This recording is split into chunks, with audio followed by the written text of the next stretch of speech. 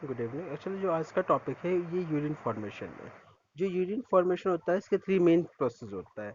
Glomerular filtration होता है, reabsorption होता है और सिक्रीशन होता है। यूरिन फॉर्मेशन का जो फर्स्ट स्टेप होता है वो ग्लोमेरुलर फिल्ट्रेशन होता है। ठीक है। तो एक्चुअली अगर हम डायग्राम के अकॉर्डिंग देखें तो ये ग्लोमेरुलर फिल्ट्रेशन या ये होता है, यहाँ जब ब्लड एंटर करता है तो यहाँ जाकर यहाँ पे फिल्टर होना स्टार्ट हो जाता है। यस। किडनी का किडनी द्वारा पर मिनट में, अगर हमारी किडनी 1 मिनट में लगभग 1100 से 1200 ml ब्लड का फिल्ट्रेशन करती है, जो कि हार्ट द्वारा 1 मिनट में निकाले गए ब्लड का 1/5वें भाग के बराबर होता है। इसका मीनिंग ये होता है स्टूडेंट, जो हमारी किडनी होती है वो 1 मिनट में, जो किडनी होती है वो 1 मिनट में लगभग 1100 से लेकर 1200 ml ब्लड का फिल्ट्रेशन करते हैं। अब कैसे, जैसे हमारा हार्ट होता है वो 1 मिनट में कितना ब्लड पंप करता है, 5040 ml ब्लड पंप करता है। ठीक है। और हमारी जो किडनी होती है वो फिल्ट्रेशन कितना करती है, इतना। तो इसमें और इसमें लगभग 1/5 का अंतर होता है। ठीक है स्टूडेंट। तो यही ये लाइन है। किडनी और हम ब्लड को, हार्ट को देखते हैं तो वहां का जो बैलेंस होता है वो 1/5 के इक्वल होता है। ग्लोमेरुलस कैपिलरी का ब्लड प्रेशर 3 लेयर में फिल्ट्रेशन होता है। स्टूडेंट, जो एक्चुअली ये स्ट्रक्चर है, ये एक्चुअली 3 लेयर है। जो बोमेन कैप्सूल है वो 3 लेयर में डिवाइड होती है। देखिए, एक एपिथेलियल हो गई, एक एपिथेलियम होती है, एक मिड पॉइंट होता है। ये देखिए ये स्ट्रक्चर, यहाँ पे 3 लेयर होती है स्टूडेंट, जो क्या करता है, फिल्ट्रेशन का फंक्शन करता है। देखिए कौन कौन सा होता है। एक एपिथेलियम, वोमेन कैप्सूल का एपिथेलियम पार्ट होगा। एक मिड पार्ट होता है, मिड पार्ट को हम बेसमेंट कहते हैं। एक्चुअली इसकी स्टडी आपने की होगी सुन कैपिलरीज वाले में। एंड जो थर्ड होता है वो होगा एपिथेलियल। एपिथेलियल पोर्शन को हम पोडोसाइट कहते हैं। पोडोसाइट एक्चुअल क्या करता है, वो सिलेक्टिव पार्टिकल को ही अंदर भेजता है।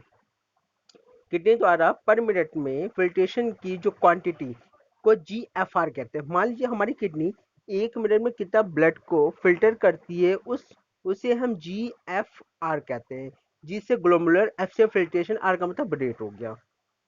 एक हेल्दी पर्सन, एक स्वस्थ मनुष्य में GFR 125 ml पर मिनट होता है, या हम ये कहें 180 लीटर पर डे होता है। यानी जो एक स्वस्थ मनुष्य है उसका जो GFR होता है, यानी 1 मिनट में जो फिल्ट्रेशन का होता है, वो 125 ml पर मिनट, इतना ब्लड को वो क्या करते फिल्टर कर देती है। ठीक है। और अगर हम एक दिन की एवरेज निकाले तो 180 लीटर होता है। ये एग्जाम के लिए काफी इंपॉर्टेंट माना जाता है। GFR में जब गिरावट होती है तो जो JG होता है, JG जगथा ग्लोमेरुलर सेल्स से रेनिन रिलीज होता है। और रेनिन क्या करता है, उसे बैलेंस करता है। देखिए सुन, एक आपने स्टमक में पढ़ा होगा रेनिन, जिससे जो मिल्क होता है, दूध होता है, उसमें से केसिन प्रोटीन अलग हो जाता है, वो होता है रेनिन। और एक होता है रेनिन। दोनों में डिफरेंस क्या है, केवल एक अंक का अंतर है बस। अगर ये आता है तो ये कहाँ प्रेजेंट होता है, ये होता है स्टमक में प्रेजेंट होता है। और रेनिन होता है, ये कहाँ प्रेजेंट होता है, ये किडनी में प्रेजेंट होता है। ठीक है। और जो रेनिन होता है स्टूडेंट, जो रेनिन होता है ये क्या करता है, रेनिन रिलीज होता है। ये क्या होता है, जैसे मान लीजिए हमारी किडनी होती है, किडनी में क्या होता है, कभी कभी ऐसा होता है कि ब्लड कम क्वांटिटी जिससे वो फिल्टर सही तरीके से नहीं हो पाता है। तो रेनिन जब रिलीज होगा तो वहां क्या होगा, वाटर की क्वांटिटी रिलीज कर देगा, जिससे हमारा ब्लड की क्वांटिटी बैलेंस हो जाएगी, जो वृक्कीय रुधिर का प्रभाव बढ़ा देता है। ठीक है। या उसे नॉर्मल कर देता है। प्रतिदिन बनने वाले फिल्ट्रेशन का आयतन 180 लीटर पर डे होता है, जैसे हमने अभी स्टडी की थी। उसमें से केवल 1.5, अब देखिए ब्लड कितना फिल्टर हो रहा है, 180 लीटर पर डे एक दिन में। लेकिन हम ये देखें कि उसमें से जो यूरिन बन रहा है वो कितना हो रहा है, 1.5 लीटर बन रहा है। केवल 180 ब्लड फिल्टर होने के बाद यूरिन की फॉर्मेशन कितनी हो रही है, 1.5 लीटर हो रही है। जबकि 99% फिल्ट्रेशन रीनल ट्यूब्यूल्स द्वारा रीअब्जॉर्प्शन द्वारा किया जाता है। एक्चुअली क्या होता है, कभी कभी ऐसा होता है कि हमारे बॉडी में वाटर की क्वांटिटी कम हो जाती है। अब वाटर क्वांटिटी को कम कम जो हुई है उसे बढ़ाने के लिए उसका रीअब्जॉर्प्शन होता है। जो यूरिया होता है हमारे शरीर से, उसमें से वाटर निकल जाता है, उसे हम रीअब्जॉर्प्शन कहते हैं। ये कहाँ होता है, ये PCT में होता है। ये एग्जाम में आ सकता है, रीअब्जॉर्प्शन कहाँ होता है, PCT में होता है। यह फंक्शन ट्यूब्यूल्स एपिथेलियल सेल्स द्वारा एक्टिव एंड पैसिव द्वारा होता है। ये क्वेश्चन काफी इंपॉर्टेंट है। जो ट्यूब्यूल्स है उसमें जो फ्लो हो रहा है वो कैसा होता है, एक्टिव और पैसिव दोनों प्रोसेस होता है। लेकिन यहाँ से क्वेश्चन ये आ सकता है एक्टिव किस में होता है और पैसिव किस में होता है।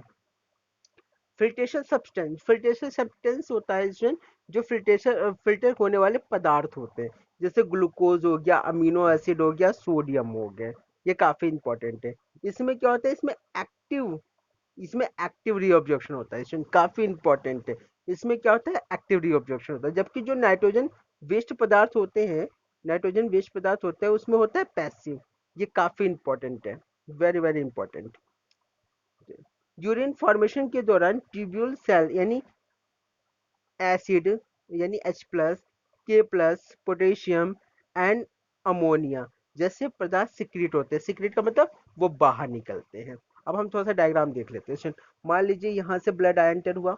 ब्लड ब्लड कौन से पार्ट से एंटर करेगा, अफरेंट पार्ट से। याद रखिए स्टूडेंट, ब्लड अफरेंट पार्ट से होगा। जब वो फिल्टर हो जाएगा तो कहाँ से एग्जिट करेगा, इफरेंट पार्ट से। नाम से लगता है ई यानी एग्जिट, इफरेंट। अफरेंट माने आना।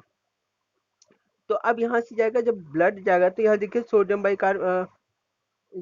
बाइकार्बोनेट हो गया, NaCl हो गया, वाटर हो गया, न्यूट्रिएंट हो गया, कि ये सब क्या करते हैं, यहाँ से निकल जाते हैं। ये कहाँ निकल रहे हैं, पीसीटी में निकल रहे हैं। देखिए ये पीसीटी है, पीसीटी में। और यहाँ से एंटर क्या होंगे, एसिड होगा और अमोनिया एंटर करेंगे इसके अंदर। अब ये कहा जाएगा हैनले लूप में। जब ये हैनले लूप में जाएगा, यहाँ से वाटर रिलीज हो जाएगा, वाटर बाहर निकल जाएगा। अब एक चीज ध्यान रखिए, जब यहाँ से वाटर बाहर निकल जाएगा तो इसमें एसिड की संख्या ज्यादा हो जाएगी, यानी न्यूट्रिएंट की संख्या ज्यादा हो जाएगी। तो इसमें NaCl की क्वांटिटी बहुत ज्यादा हो जाती है। फिर क्या होगा, NaCl यहाँ रिलीज होगा। NaCl जाके NaCl डीसीटी में रिलीज होगा, वाटर भी डीसीटी में रिलीज होगा, और बाइकार्बोनेट भी डीसीटी। और यहाँ से एंटर क्या करेंगे, K+ एंटर करेगा और एसिड एंटर करेगा। अब ये कहाँ जाएगा, ये कनेक्टिव डक्ट में जाएंगे। कनेक्टिव डक्ट में अब मान लीजिए अगर ब्लड के अंदर वाटर की क्वांटिटी कम हुई तो वो यूरिया को रीअब्सॉर्ब करेगा। ठीक है सर, जब यूरिया को रीअब्सॉर्ब करेगा तो क्या होगा, उसमें वाटर की क्वांटिटी होगी, जिससे वाटर हमारे शरीर में प्रॉपर रूप से बैलेंस हो जाएगा। अगर वाटर की क्वांटिटी ज्यादा होती है तो फिर वो कनेक्टिव डक्ट के द्वारा फिर बॉडी से बाहर रिलीज हो जाएगा। ठीक है सर, इतना ही, थैंक यू।